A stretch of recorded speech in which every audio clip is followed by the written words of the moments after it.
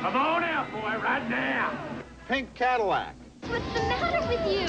You're acting like every man on the street should after my body. It's after my body. It's after my body.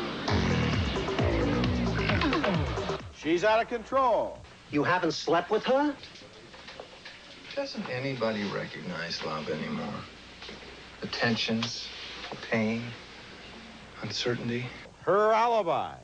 3 movies that illustrate 3 different trends that we will bemoan and deplore this week on this special annual edition of Siskel and Ebert that we call the worst films of 1989. Now, I seem to remember that in years past we literally did pick a list of the 10 worst films of the year, but this year bad films came at us so thick and fast that it seemed more efficient to single out the worst tendencies of the year, tendencies responsible for lots and lots of bad films. I'm Roger Ebert of the Chicago Sun-Times. And more than just knocking those pictures, maybe we can see if there's some lessons to be learned, so maybe in 1990 they'll make fewer of them. Oh, I'm sure we can. Gene, and who are you? I am Gene Siskel of the Chicago Tribune, and our first category of lousy films is called actors who think they can do it all, but can't. In 1989, a couple of comic actors tried to write, direct, and star in their own films and failed miserably. The worst of the bad pair, Eddie Murphy's racist, sexist, and deadly dull Harlem Nights, with Murphy and Richard Pryor and Red Fox playing operators of a Harlem nightclub.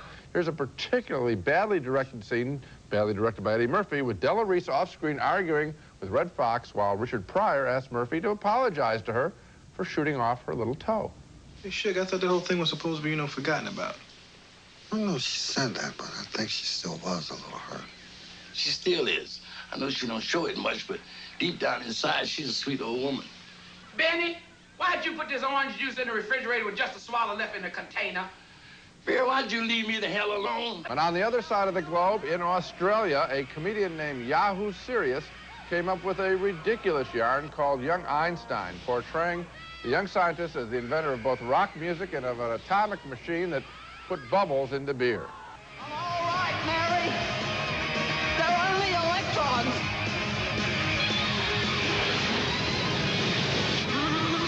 I didn't laugh once at Young Einstein, but that I didn't get as angry at that film as I did with Eddie Murphy's picture.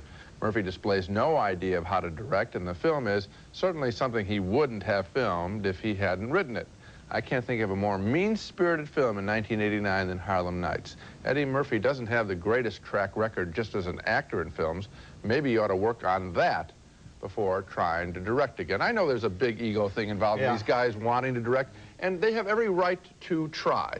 But what was he trying visually? I mean, directing is a visual exercise. There was no idea. I don't think Eddie Murphy has any interest in being a director in order to be a director. He has an interest in being a director in order to call himself a director and take the credit as a director. He had nothing new to give us in this film, which is obvious just by looking at it. And even in the trade screenings out in Hollywood, he started getting bad laughs because his name is mentioned 5 times in the credits. Yeah. I think it's time for Eddie Murphy to realize that he has a wonderful talent if he would serve the talent instead of simply serving his ideas of success. Eddie Murphy must have lots of interesting stories that he has to tell. This wasn't one of them. That's for sure. Next category, and the next category of bad films from 1989 is one we're calling cashing in, because it's about major stars who decided to cash in on their big public followings by letting their names be used on films that were certainly not worthy of their reputations. We don't mean they were in disappointing pictures or unsuccessful pictures, although that may indeed be true. We mean they let their names be used to sell the public a bill of goods. And number 1 on the list in 1989 was Hulk Hogan, the superstar of professional wrestling, whose name was like a trademark used to sell a disgusting film named No Holds Barred.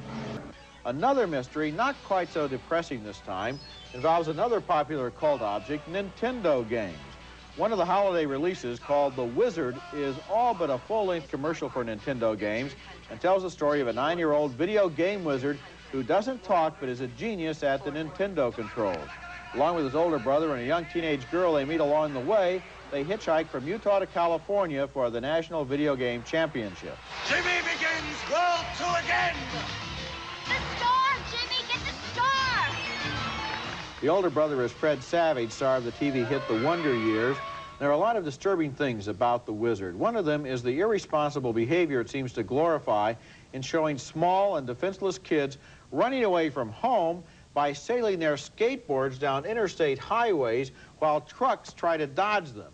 Another is the shameless way that specific Nintendo games, products, and trademarks are slathered all over the screen, not to mention the plugs for the Universal Studio Tour, which also gets a lot of free time. But for true Nintendo fans, the biggest disappointment in this movie is that it exploits Nintendo games without really using them. More time is spent plugging the product than showing it. So what do Hulk Hogan, Fred Savage, and Nintendo games have in common? All of them have an enormous number of loyal and dedicated fans who were ripped off by these two movies. Yeah, and also in the year, Little Monsters by Fred Savage was a picture that opened and closed on the West Coast, which he also didn't really do anything special. And I think in the case of these guys, they so much want to make the transformation from television to the movies, the big time in the entertainment world, that they really don't think about making that transition in a quality kind of way. If these had been TV scripts for them, you know, they would reject them because they really weren't good, but they're suckered into the glamour of just breaking into the movies. And the Nintendo problem, I think, is real simple. There's a good movie to be made with Nintendo products or any of the video game products. Actually, this isn't it. It was already made. It was called Tron. Tron was a lot of fun. It was a Disney picture that went inside video games. You shouldn't really incorporate Little Monsters in the same list with this, though. That was an ambitious movie that failed.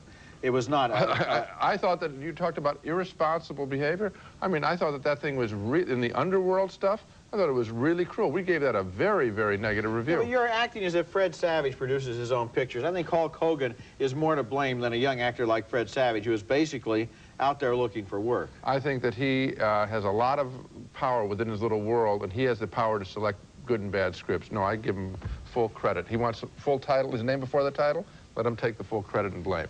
Coming up next, the worst in teenage films this past year, as well as pathetic period pieces.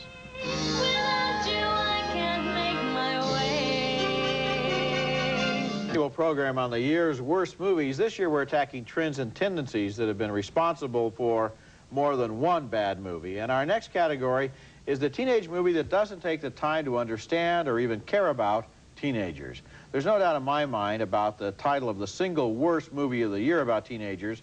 That was clearly a film called She's Out of Control, a movie that had to be seen to be believed, starring Tony Danza as a dad who has unhealthy nightmares about his adolescent daughter's innocent romantic life. She's just a kid, but he fears the worst, and his fears are so inappropriate and unwholesome that they give the whole movie a creepy quality. Hi, Katie. Hi! Would you stop bouncing, please? And for God's sake, cover yourself, you know. Put this on. Another teenage movie that belongs on our hit list is Dream a Little Dream, which was especially dishonest in its advertising. This was another one of those mind and body swap movies where Jason Robard Jr.'s mind got transferred to Corey Feldman's body. But to believe the TV ads, the movie was all about Feldman, and the grown-up Robards wasn't even in it. Oh, my God. I'm him. In this category of teenage movies, maybe what's happened is that the good ones, movies like Say Anything, which is one of the best movies of the year, have gotten to be so good that the bad ones stink even more. I had the feeling with She's Out of Control that the movie not only didn't understand teenagers, it also didn't know anything about adults, about sex, about comedy, or indeed about life in this century on this planet.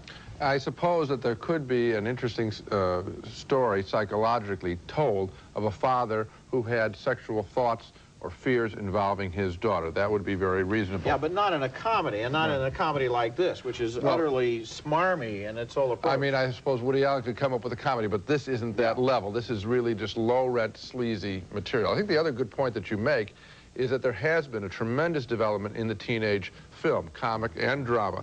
I mean, years ago, we could fill up 10 worst lists with just teenage pictures. Now, and I think triggered by Say Anything, you have a whole bunch of films that are very good about the teen years. And so if you're, the lesson to learn out of this category is if you're going to play in the teen world now, you better be pretty good. Goes even back beyond Say Anything. It goes back 3 or 4 years to The Breakfast Club, I think, with John Hughes, which will turn out to be one of the most influential films of the 70s, or of the 80s, in terms of making teenagers into legitimate subject matter instead of just exploitation subject matter. Okay. On to our next category called Pathetic Period Pieces, costume dramas that were all dressed up with no place to go, dramatically speaking.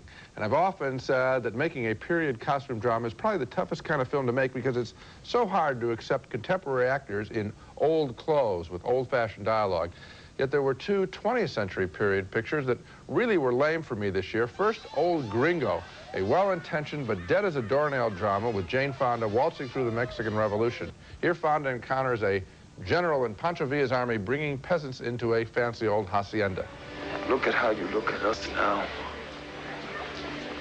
Now that you look at us without fear.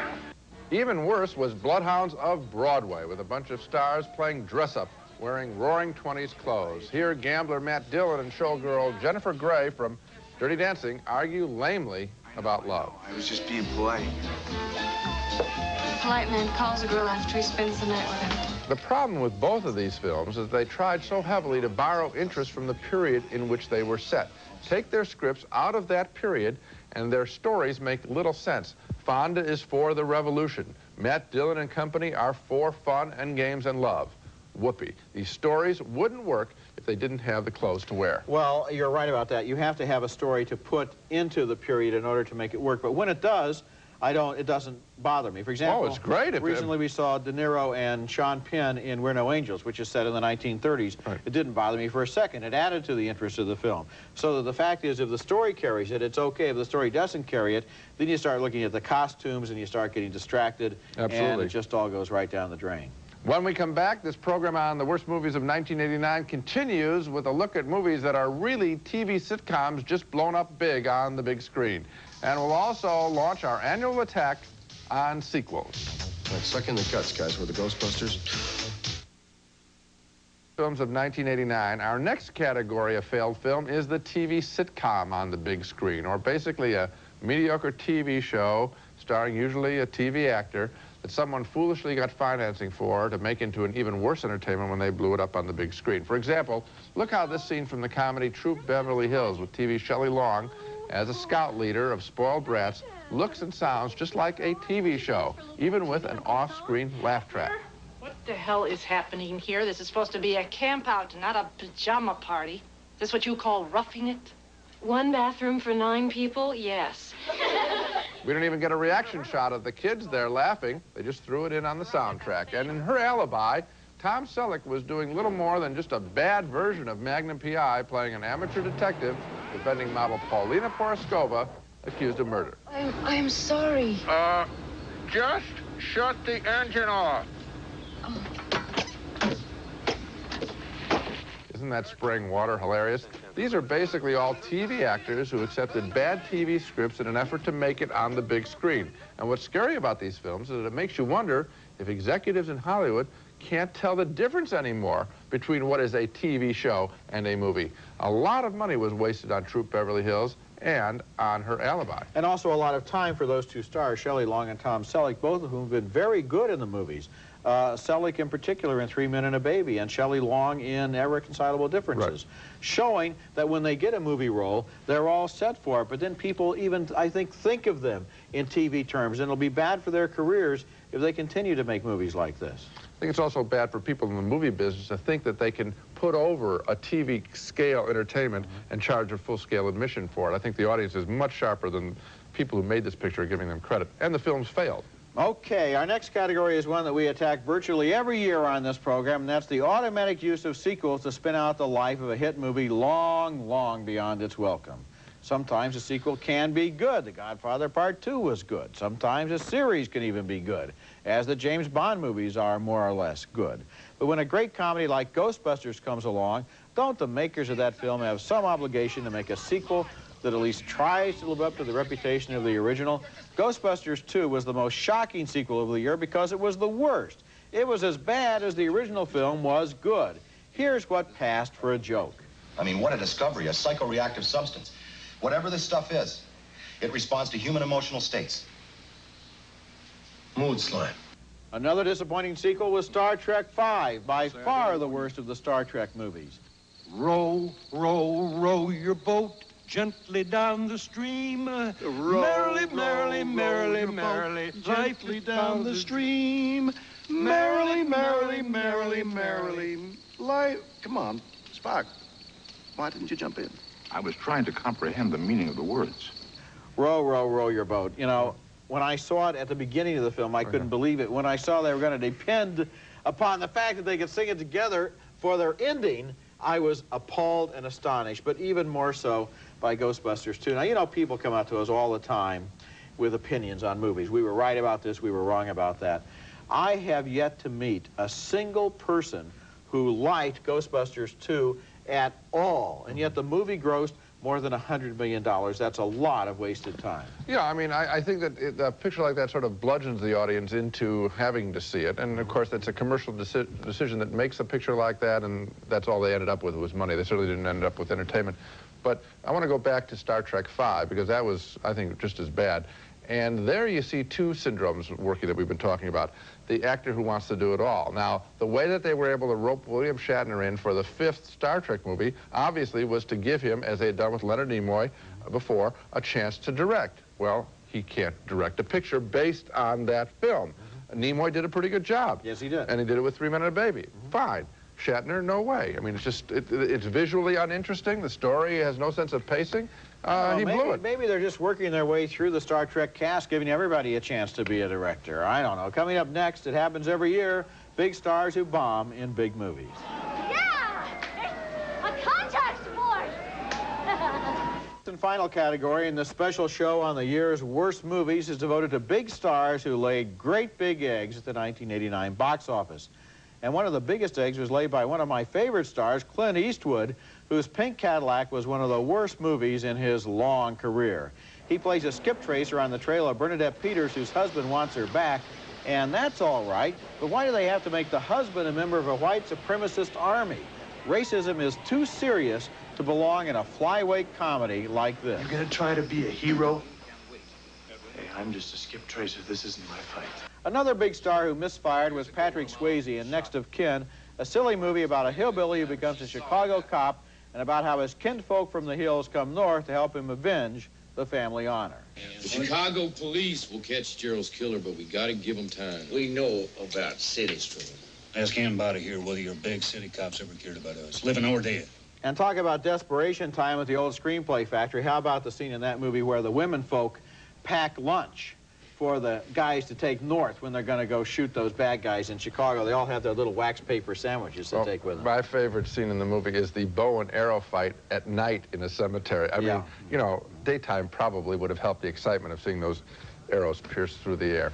And I've got two more big stars who really bombed in 1989, starting with Burt Reynolds, who made one very good film last year called Breaking In, but early in this year, he also delivered a stupid little thriller called Physical Evidence, with lawyer Teresa Russell defending him against a murder charge.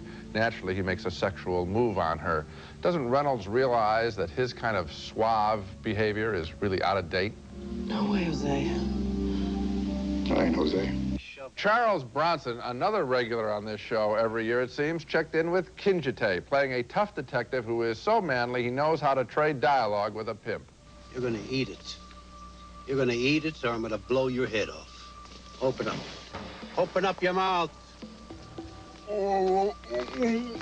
Those kinds of exchanges are really out of fashion. Both Bronson and Burt Reynolds have played credible macho guys in the past, but the time for that kind of role from them, I think, has passed, and I would think that they would really do well to try and turn that image on its head in a different kind of drama or action picture. You know, knowing when to get off the stage with a certain kind of role can be as smart as knowing when to get on. And I think of Clint Eastwood, who in Tightrope with Genevieve Bujold really stood his macho guy, his macho police character on edge as a guy who may have twisted feelings about women, and that's what I'm talking about. And Reynolds and Bronson could do it if they wanted to. Eastwood has had tremendous wisdom about the longevity of his career and what he can do with himself on the screen. He's a good director, and he knows how to handle himself as an actor. But, you know, talking about both the Eastwood picture, Pink Cadillac, and also the Charles Bronson picture, both of these movies have things that really make me feel bad. In an action thriller comedy, really heavily charged subject matter, such as a white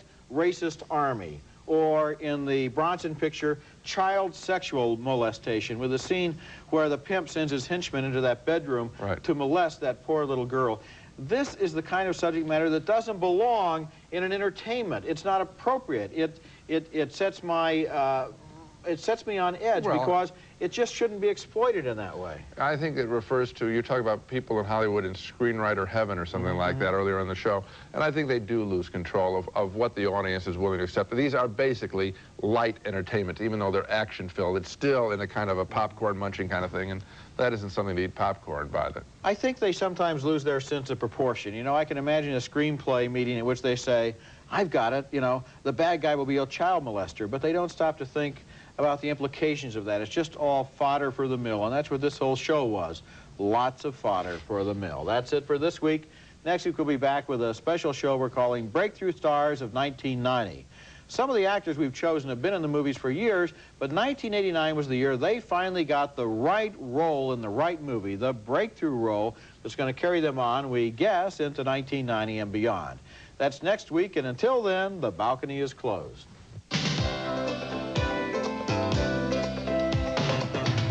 Snowcaps, Raisinets, and Goobers. 3 big box office hits starring Nestle Milk Chocolate. Moviegoers give them a definite 2 thumbs up. Got a new VCR? Then you need the 1990 edition of Roger Ebert's Movie Home Companion with the special section on black and white movies. Rice-A-Roni, the San Francisco treat. Now with 30 flavors, you can serve it every day for a month and never serve the same dish twice. Redken Classics, hair care products formulated to create beautiful, healthy hair. So effective, their formulas transcend time. Available exclusively at salons.